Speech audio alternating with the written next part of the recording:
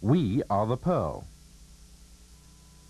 U.S. firms collectively constitute the single largest source of foreign investment in Hong Kong. The Americans have long had a history of saying, yes, it's easy to do business in Hong Kong, we can get what we want. And getting what they want has made U.S. firms #1 in Hong Kong. How have they done it, and what deals have they made? Tonight on Focus.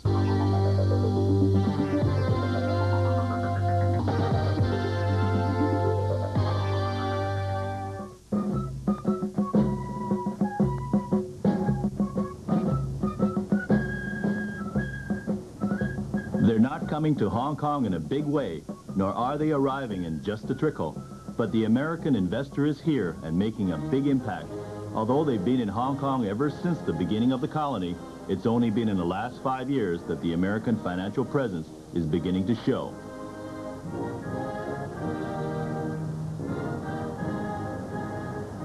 Paul Cheng is the president of the American Chamber of Commerce, or AmCham. Big U.S. dollars in Hong Kong? He's not surprised.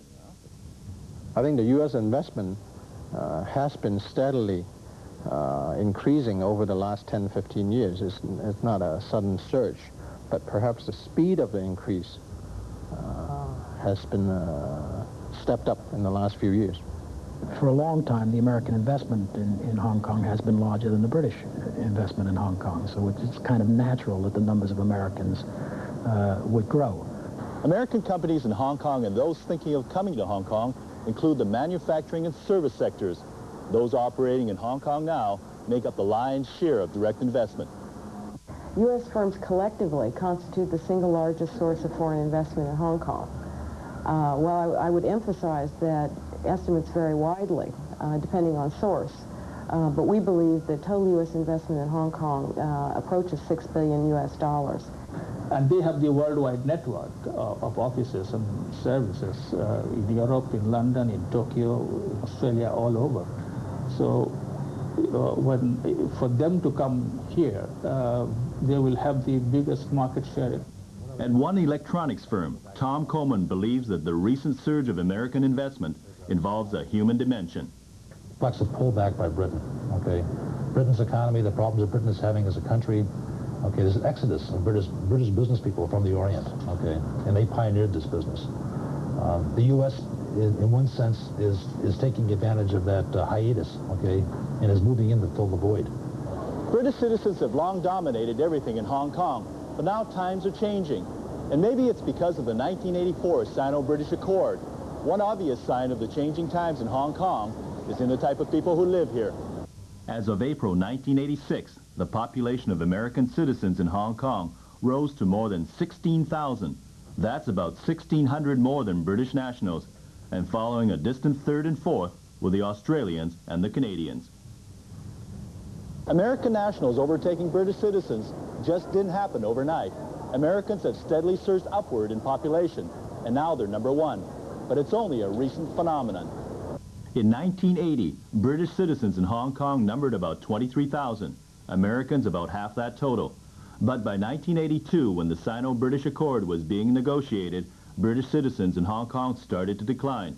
In 1984, British nationals totaled more than 17,000. Americans numbered about 14,000. And in 1986, Americans had overtaken British nationals by less than 2,000 people. The biggest reason for the increase in American nationals in Hong Kong centers around money. Nolan Gimpo, who's been in Hong Kong for 4 years, thinks he knows. As American companies put more and more investment in here, they're going to put more and more expats in to manage their investment.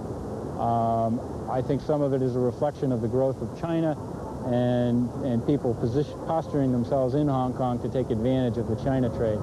The number of Americans living in Hong Kong now approximates 16,000. And this represents a 40% increase in just the last 5 years. This is certainly a reflection of the network of extensive trade and financial ties between Hong Kong and the U.S., of Hong Kong's preeminence as a business and financial center serving the whole of Asia, and of course of the growing trade with and investment in China. The China card. Almost every high roller wants to play it. With the Chinese modernization program in full swing, foreign companies started to move into the People's Republic. What attracted all of them was that dazzling vision of 1 billion Chinese customers. But things didn't turn out the way they wanted. James Lee heads an Asia-Pacific division of a multinational firm. He explains. China is a market today that we invest in. And some of the other countries are countries that not only invest in, but we have a profitable opportunity in, which is not true in China today. So, while some U.S. investors hedge their bets on their China card, a lot more have moved elsewhere, waiting for the China market to be profitable.